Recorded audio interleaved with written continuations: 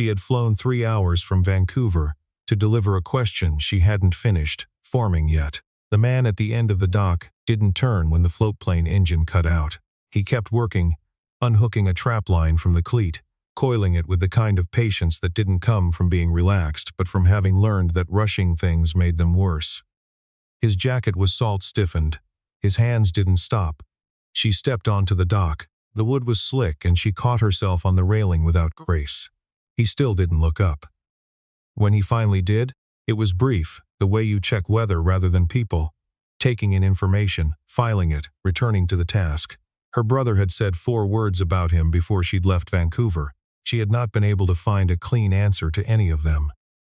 Taryn had come to Harrow Point in the spring of 2021, with his daughter asleep in the back seat of a rented truck, her boots leaving small mud prints on the door panel he'd clean up later without mentioning.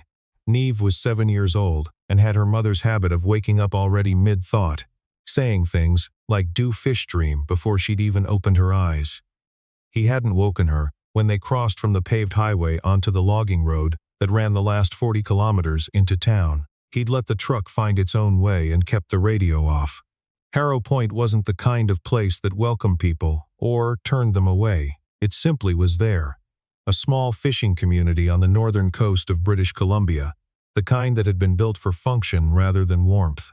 A fuel dock, a cold storage facility, 3 streets of houses that faced the inlet, a general store that doubled as the post office on Thursdays. The people who lived there had mostly been born there, or had arrived after something had ended and needed a place where no one would ask about it. Taryn hadn't planned on staying permanently. He'd told himself that at the start. He'd inherited the property from his uncle, a man named Brody, who had fished the inlet for 30 years, and left everything to the nephew who'd visited once as a child and said without thinking, "I could live here." Brody had apparently written that down somewhere. He fixed the roof of the house first. Then the dock, which had 2 rotted boards and a cleat that pulled free from the wood when he tested it, which was how he discovered the entire eastern face needed replacing rather than patching. He did it himself over 3 weeks in May, while Neve went to school in the mornings and came home in the afternoons, and sat on the dock watching him work. Asking questions he answered when he could, and said "I don't know yet" to when he couldn't. The work was what he needed. The cold helped too, the way it made everything smaller and more immediate. There was no space in Harrow Point for the kind of thinking that expanded in warm rooms and hollow hours. Len Burrows had lived 3 properties down for 22 years. He was 68, recently widowed, and had the bearing of a man who had once run something significant and now directed that same energy toward keeping the inlet's marine radio network functional. He'd introduced himself to Taryn by appearing at the end of the dock with a thermos of black coffee and no explanation, as if this were simply the thing one did. Taryn had accepted a cup. They'd stood looking at the inlet for a while. Len had come back the following week, and the week after. By summer it had become a Tuesday habit neither of them had agreed to. Len brought the coffee. Taryn was always already outside. They talked about the water, about the trap season, about the way the inlet looked different depending on which direction the cloud came from. They didn't talk about Vancouver. They didn't talk about Taryn's wife, who had been dead for 3 years, or about Len's wife, who had been dead for 8 months. There wasn't any need to establish those things.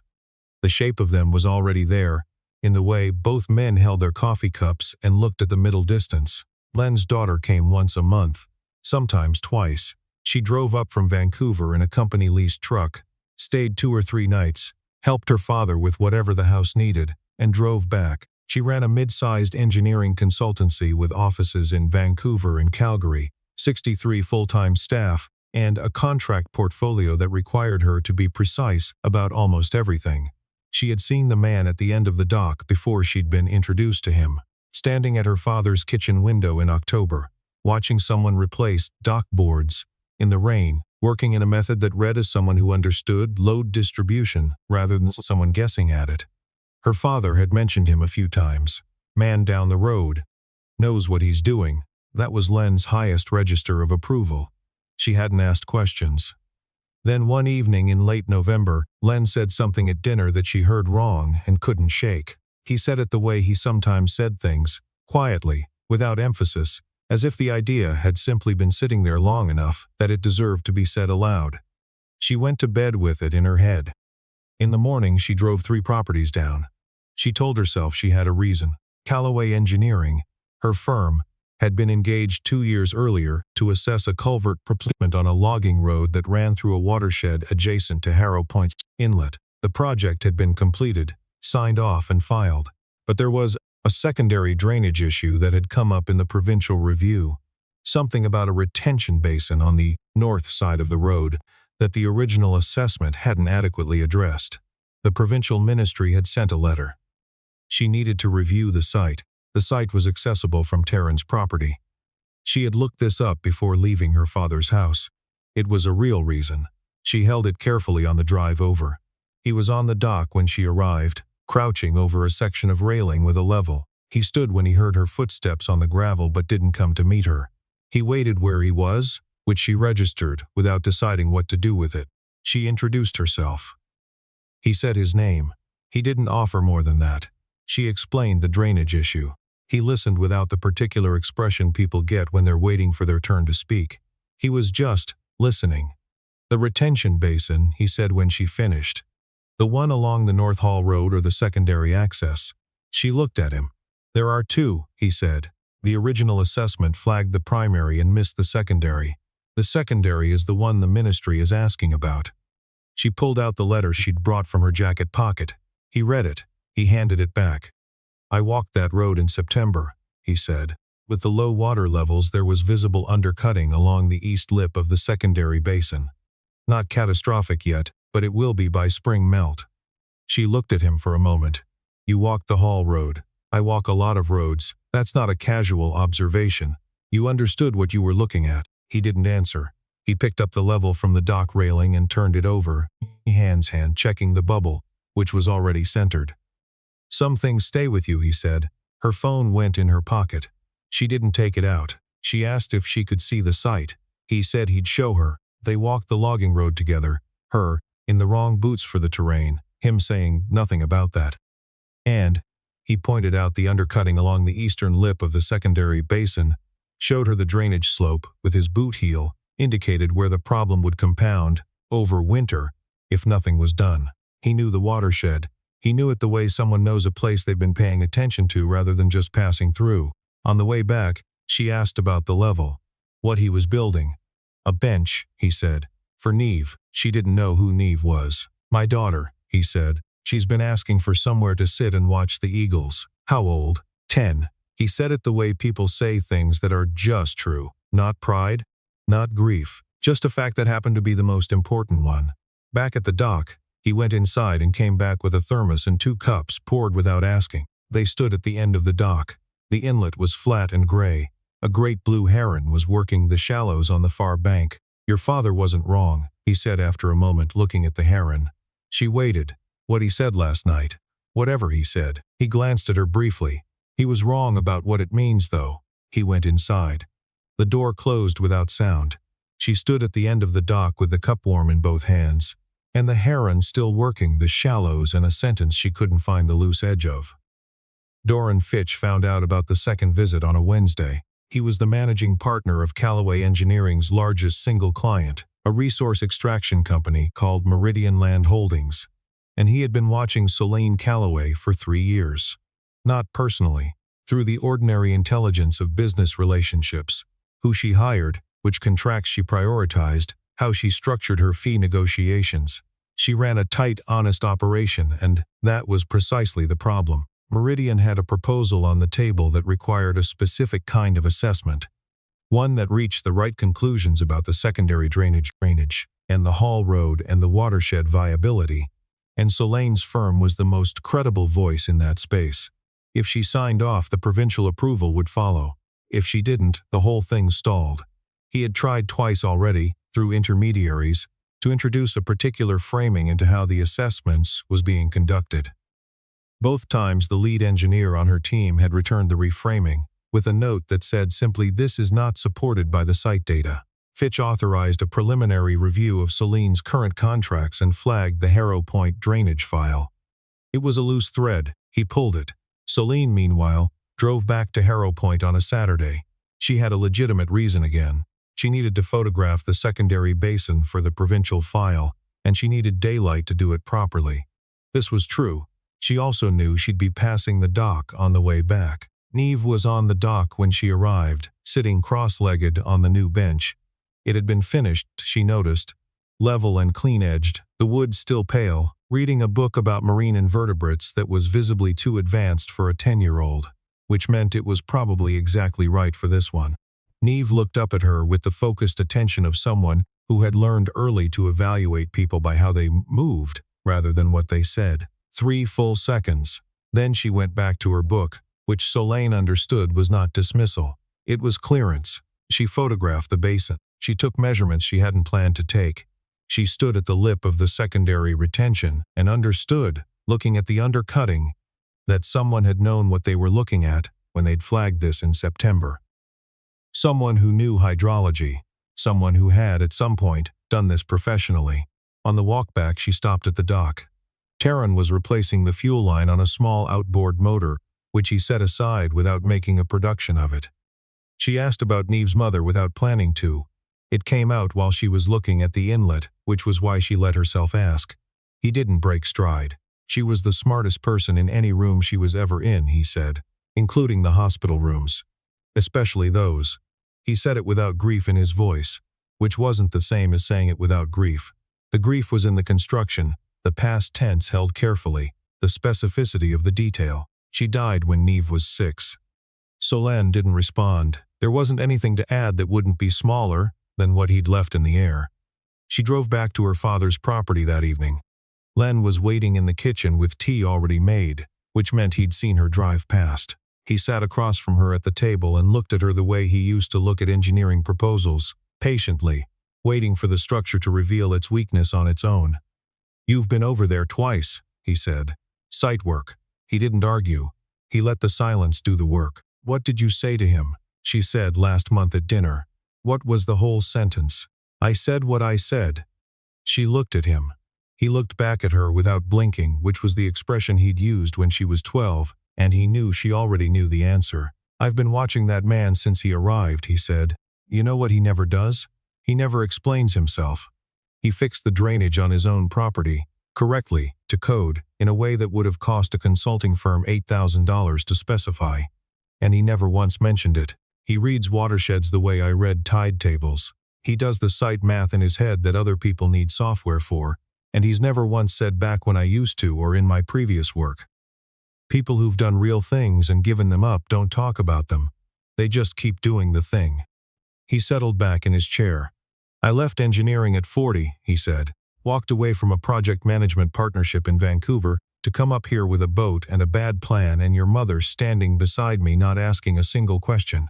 Just, what do you need me to carry?" She'd heard this story. She hadn't heard this version. "I recognize that look," Len said. "The one a person gets when they've chosen correctly and they're still deciding if they trust the choice. So, why send me over there with a sentence you knew I'd misread?" He smiled, just slightly, "Because you would have found a reason not to go." She didn't argue. She knew he was right. That night she sat at the kitchen table with her laptop open and a message window she kept typing into and deleting. She typed, "Would you want to meet for coffee sometime while I'm up here?" Deleted it. Typed, "Coffee tomorrow?" Stared at it. Sent it before she could decide not to. The reply came 20 minutes later. "Tomorrow. The Inlet Cafe. I'll be the one with the mud on his jacket. No question mark, no preamble, just the information, and the one dry note at the end." She closed the laptop and lay in the dark for a while, thinking about the fact that she had texted a man she didn't know without being clear on what she wanted from the conversation. That hadn't happened in a long time. She wasn't sure, actually, if it had ever happened quite like this. The partnership meeting happened on a Thursday, 8 days before the coffee. Fitch had requested a formal sit-down with Callaway Engineering's leadership to discuss the scope of the Meridian contract review. Solane brought her lead engineer and her operations director. Fitch brought 2 people she didn't recognize, and a presentation with clean formatting and conservative language. The proposal buried inside the presentation was not conservative. It asked Callaway Engineering to expand the scope of the drainage assessment to include long-term viability of the watershed for sustained extraction. which was a way of asking them to say the watershed could handle extraction when the site data said it could not. She didn't say no.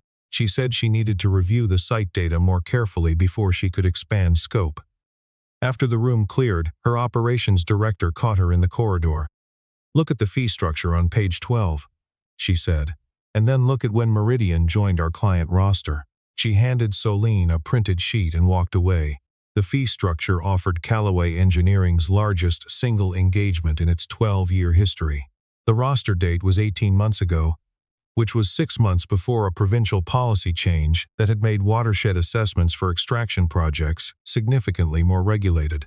Someone had positioned Meridian as a Callaway client before those regulations tightened, someone who understood the regulatory timeline better than a resource company typically would. She drove north on Saturday without calling ahead. The coffee at the Inlet Cafe ran 90 minutes. Taryn was already there when she arrived. Corner table, facing the door, 2 coffees poured. Black, because he'd guessed, and he'd guessed correctly, and he didn't mention that. They talked about Neve first. Her current fixation with tidal flat ecology, the way she'd apparently begun corresponding by email with a marine biologist at UBC who'd responded to a question she'd sent through a university contact form that no child was supposed to be using. They talked about the inlet in winter, about the way Harrow Point contracted to its real size when the seasonal workers left and the community became itself again, about Len's ongoing attempts to bake sourdough, which had produced 3 inedible loaves and a 4th that was, by all accounts, structurally impressive but flavorless. She laughed twice. Both times it caught her off guard. Then Taryn asked, with no transition, "What's the piece of the contract you're not going to do?" She had been asked version of this in client meetings, in strategy sessions, in the kind of professional retreat where everyone sits in a circle and talks about their values. She had a practiced answer, careful, calibrated, presentable. She didn't give it. "Someone is trying to use my firm's credibility to approve something the data doesn't support," she said. "And they've been setting this up for over a year." He didn't offer perspective. He didn't reframe. He refilled her coffee and set the pot back down. So she kept talking about what Len had built when he'd started the company before her, about what she'd spent 12 years maintaining, about what it would mean to have the firm's name on a watershed approval that would take a generation to repair. She talked. He listened the way someone listens when they already understand the terrain. On the sidewalk after, she stood in the cold without moving toward her truck. She drove back to Harrow Point with 2 thoughts she couldn't put down. Her operations director had handed her that sheet without being asked, which meant she'd been watching Meridian's positioning for some time. And the man who'd just listened to her for an hour understood hydrology, understood corporate structure, understood the kind of assessment framing that buried conclusions inside scope expansions, and had never once offered any of that as credential. She drove the whole way without the radio. The second report Fitch received came back the same as the first one. Nothing. The name Taryn Aldwych appeared in British Columbia records from birth forward, and then after 2019, almost nothing. A property transfer in Harrow Point, a truck registration, a commercial fishing license that had never been used. No professional association memberships, no published work, no former colleagues who mentioned him anywhere searchable. Fitch's researcher noted that this level of professional absence in a man of that age typically meant one of 2 things. He authorized further investigation and set the cost against a discretionary account. Solane spent 2 evenings with the Meridian contract and the provincial regulations and the fee proposal on page 12. The more she read, the clearer it became that the expansion of scope wasn't a request, it was a mechanism. If Callaway Engineering accepted it, the methodology of the assessment would change in ways that would be technically defensible and scientifically wrong. The conclusions would follow the methodology. The approval would follow the conclusions. And the watershed, the same watershed the secondary retention basin drained into, the one she'd been photographing for a provincial file, would be open to extraction volumes it could not sustain. On Friday evening she drove to Harrow Point, not for any stated reason. She stopped at the Saturday market on the main street, which was wrapping up for the day. She was looking at a table of preserves when someone appeared beside her, small, deliberate, 10 years old, with mud on her sleeve and a quality of attention that was frankly unnerving. That's chokecherry, Neve said, pointing at the jar Celine was holding. It's good, but it's a lot. The rosehip is better for every day. They moved to the rosehip. Celine bought a jar. Neve told her the best way to store it was away from direct light, which her father had explained to her when they'd made their own batch in October. He explains a lot of things, Celine said. Neve considered this with the seriousness the statement apparently warranted. He knows a lot of things, she said. It's not always the same. Across the market, Taran had seen them.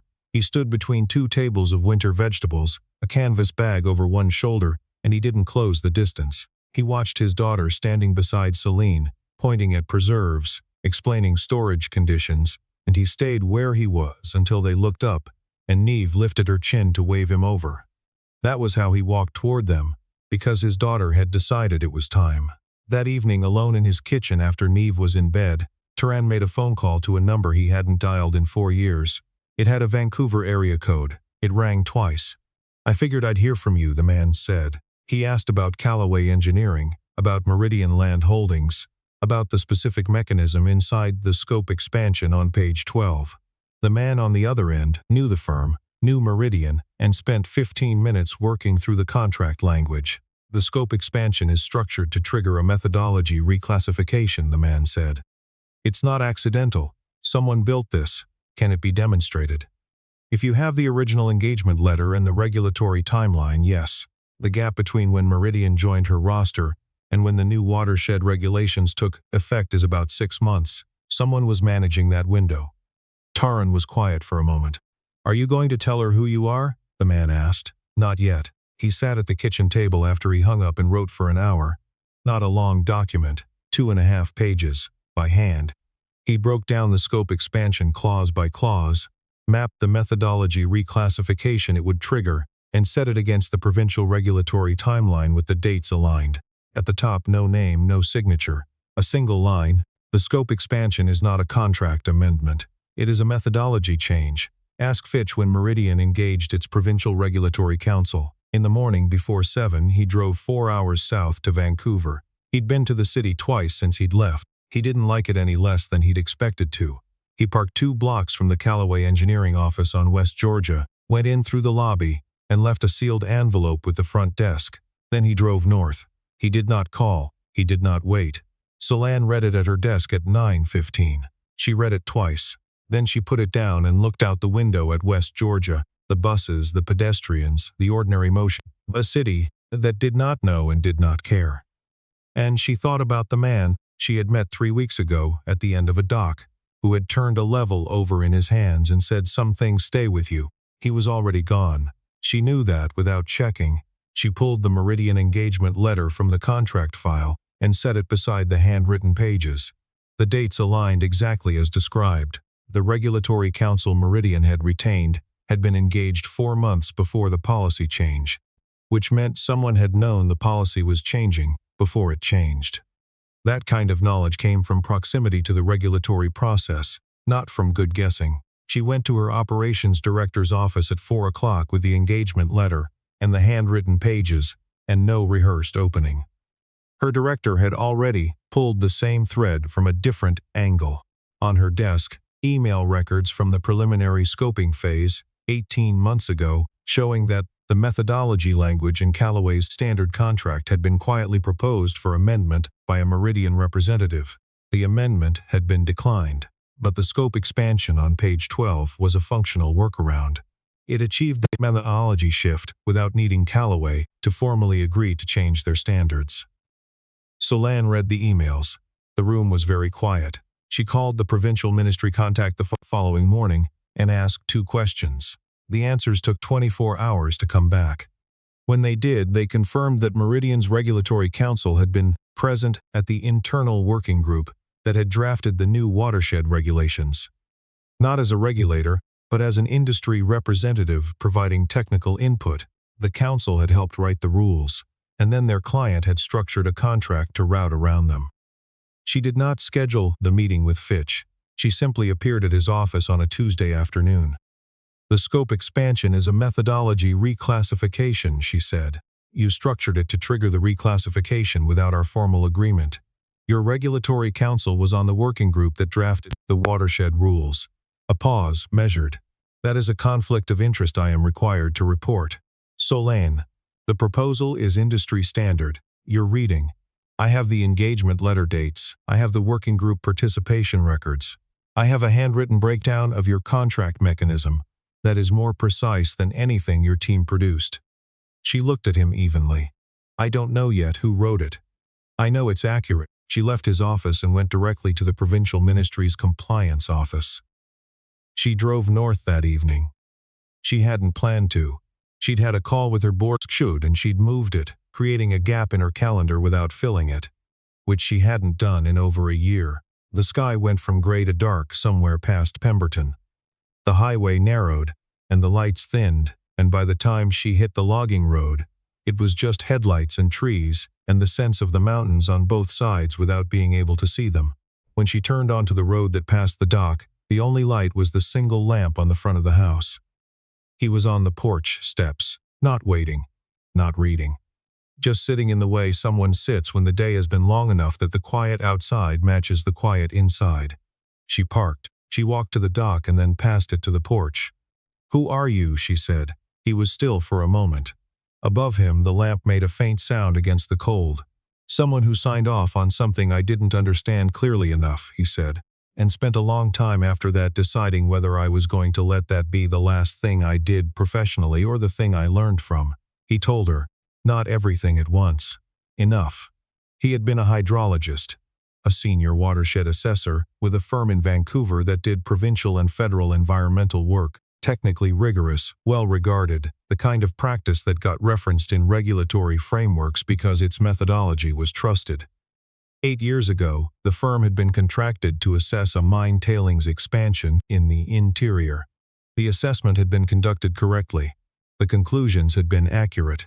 And then, somewhere between the final draft and the version submitted to the ministry, the conclusions had been altered, not dramatically, precisely. The kind of changes that required knowing exactly where the threshold was. He had not written the changes. He had reviewed the final document, and had noted the shifts, and had raised them internally, and had been told, by the partner in charge, that the methodology documentation supported the conclusions as filed.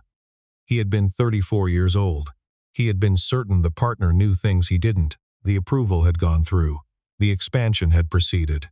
4 years later, a containment failure had released tailings into a tributary that fed a salmon system. It had not made national news for long. It didn't need to. The damage was the kind that took decades to measure. His wife had been the ministry compliance officer who'd flagged the original assessment discrepancy before the approval. She'd been moved to a different file. She'd kept her own notes. She'd been driving back from a site inspection from the accident happened. He did not draw a line between those things. He didn't need to. "I left Vancouver because I couldn't be in a room with my own professional history," he said. "Not yet, maybe not ever, but Neve needed somewhere that wasn't inside that." He looked at the inlet, invisible in the dark, audible at the edges of the silence. "I knew what I was looking at when I walked your hall road. I knew what I was looking at when I read the scope expansion. I'm not neutral. I'm the specific opposite of neutral. But I also know what a proper assessment looks like, and I know when one is being shaped to produce a conclusion rather than find one." Solane stood in the yard in front of the porch steps. There was nothing to manage here. No scope to define. No methodology to defend. No outcome to engineer toward. There was just the dark and the man sitting on the steps and the weight of what he'd said settling into the space between them. She sat down on the bottom step. Not close, just there. Neither of them said anything else for a long time. The inlet made small sounds in the dark. Somewhere above the cloud cover there were stars they couldn't see yet. The compliance complaint was filed on a Thursday. Solane presented the engagement letter, the working group participation records, and the methodology analysis to the provincial ministry, with her operations director present. The ministry opened a formal review. Meridian's lawyers began the quiet work of managing what came next. The scope expansion was voided. The Meridian contract was suspended pending the review. The contract Fitch had spent 18 months on building collapsed in 4 days. Solane restructured the Callaway leadership the week after. She asked her operations director to take on a formal oversight role she'd been informally performing for 6 years. The woman accepted with the brevity of someone who had been waiting to be asked. She drove to Harrow Point on a Wednesday, not a weekend. She'd cleared her afternoon deliberately, for the first time she could remember, and hadn't replaced it with anything. She found her father in the yard looking at the inlet with his tea. He offered her a cup. She took it. They sat on the low wooden wall at the edge of the property, the one that marked the line between the dock and the land, and the afternoon was cold and still, and the eagles were working the far bank. She asked him when he'd known. About Taryn. And exactly when. February, Len said. Old colleague from my Vancouver days called me out of nowhere. Said he'd heard through two people that Brody's nephew had come up to Harrow Point, and did I know a man named Aldwych. He'd worked with him, or near him, years before. He turned his teacup in his hands. I didn't tell Taryn I knew, and I didn't tell you when you started going over there. Why not? He was quiet long enough that it wasn't hesitation, because you would have looked him up, you would have found the firm, and the assessment, and the tailings file, and you would have formed a position before you'd sat down with him once. She thought about the first time she'd stood at the end of that dock, the way she'd categorized him instantly, quiet, local, uncomplicated, and the way every subsequent visit had been a slow revision of that first read. You were right, she said. He didn't say he knew. He just nodded once and they watched the eagles. That afternoon she walked down the road to the dock. Taryn was on the north side of the property, planting bare root trees in a row that would take 3 or 4 years to become useful. He was working with the careful spacing of someone making plans that extended past the current season. She crossed the property line and stood nearby. She asked him eventually, because she'd been turning it over since the night on the steps, why he'd left the envelope unsigned. He'd known about the meridian mechanism before she had. He could have called her. He could have introduced himself properly, established his credentials, made the case directly. He had not. Taryn pressed soil around a root ball and tamped it gently, the same way he did everything. Neve doesn't need a father who's right about something, he said. She needs one who showed up. He kept working. The light was dropping toward the tree line, going gold and low across the inlet. A hawk appeared above the eastern ridge and dissolved behind the trees. She stood watching him for a while. The flat efficiency of his movements, the care he brought to the tree spacing, the same quality of attention he brought to everything he touched. The dirt under his fingernails, the calluses she'd noticed the first time, the hands of someone who had not lost something and retreated but had made a deliberate choice about what things were worth, and had been making it every day since. 3 months passed. The compliance review ran its course. Meridian's counsel negotiated quietly. Fitch resigned from the partnership before the formal findings were issued, which was the kind of move that spoke clearly without requiring anyone to say anything. Callaway, Engineering, took on 2 new provincial contracts in the quarter that followed, both assessments. The work was exactly what the firm was built for. Solange stopped reading the Meridian file closely once the compliance body had what they needed. She had done the part that required her. The rest was process. Len's health improved through the winter. He walked more. He eventually solved the sourdough problem. The 4th loaf was edible, the 5th was actually good, and he left a half loaf on Taryn's porch without a note. Neve had been teaching him to identify the shorebirds along the inlet by their flight pattern. He had been teaching her to read topographic maps of the coastal range going back to the 1950s. Both of them were progressing faster than they let on. Solange came to Harrow Point more often. Midweek sometimes. She would arrive and Taryn would be doing something, and she would help or watch or sit nearby, and the hours would pass without accounting for themselves. On a Thursday morning she came into the Vancouver office to find her operations director already at her desk with coffee made and a single document set out. Not a report. A property registration.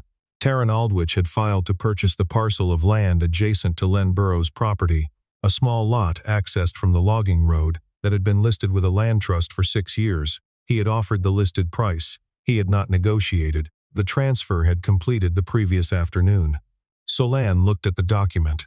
She looked up at her operations director. Her director picked up her coffee and walked back to her own office without comment. On a Friday afternoon in late March, the sun was still above the tree line when Solange pulled onto the gravel road. She parked at the fence, the old shared boundary between the 2 properties, the one that had been there since before either of their families, and walked out to the waterline. Taryn was there. She didn't know if he'd heard her truck, or if he'd been there already, just looking at the inlet in the late afternoon light, the way someone looks at something they are not taking for granted. She stood beside him. Behind them, at a distance, Neve came out of the house at a trot, heading for Len's property with a book under her arm and the easy pace of a child going somewhere she already belonged. She didn't look back. Further back, Len appeared on his porch with his tea. He sat down. He looked out at the two people standing at the water's edge, and he did not get up. The light went lower. The inlet went from pewter to gold to something without a name. No one said anything that required saying.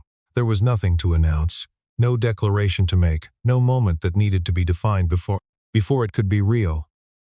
There were just two people at the edge of the water, in the last of a Friday's light, with nowhere else they were supposed to be.